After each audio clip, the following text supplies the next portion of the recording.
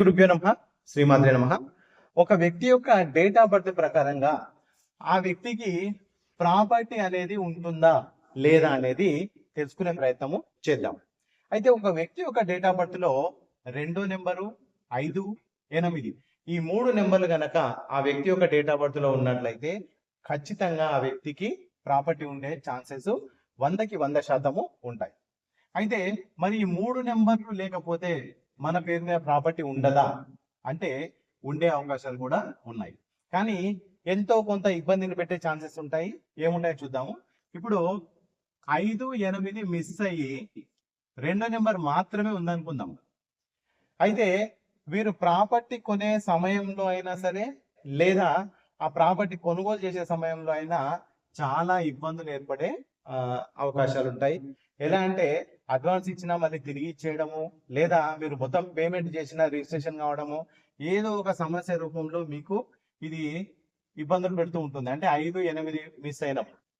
మరి 2, 8 మిస్ అయ్యి 5వ నెంబర్ మాత్రమే ఉందనుకుందాం. ఈ 5వ నెంబర్ అనేది మనకి బ్రహ్మస్థానంలో ఉండేటటువంటి నెంబర్. కాబట్టి ఈ 5వ నెంబర్ కనుక మన డేట్ ఆఫ్ బర్త్ లో ఉంటే ఖచ్చితంగా ప్రాపర్టీ మన పేరు పైన ఉంటుంది. దానికి మరి సమస్యలు వస్తాయా అది అని పక్కన పెడితే 5వ నెంబరు మన డేట్ ఆఫ్ బర్త్ లో ఖచ్చితంగా ఉంది అంటే ప్రాపర్టీ వస్తుంది. సో ఇప్పుడు 2, 5 నెంబర్లు మిస్ అయ్యి 8వ నెంబర్ మాత్రమే ఉంది మన డేట్ ఆఫ్ బర్త్ లో. 2వ నెంబర్ 5వ నెంబర్ లేదు.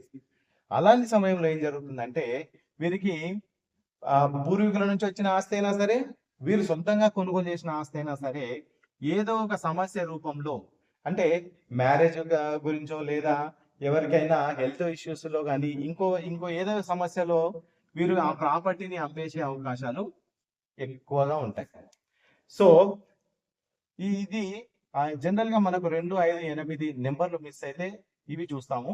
అయితే పర్సనల్ గా ఇంకా మనం డేట్ ఆఫ్ బర్త్ లో ఇంకా కొన్ని విషయాలు చూస్తే మనకు ఆ వ్యక్తికి ప్రాపర్టీ అవకాశం ఉందా లేదా అనేది మనం క్లియర్ గా తెలుసుకునే అవకాశాలు ఉంటాయి. సో ఇలాంటి మంచి విషయాలు తెలుసుకోవడానికి నా ఛానల్ ని సబ్స్క్రైబ్ చేయండి, లైక్ చేయండి మరియు షేర్ చేయండి.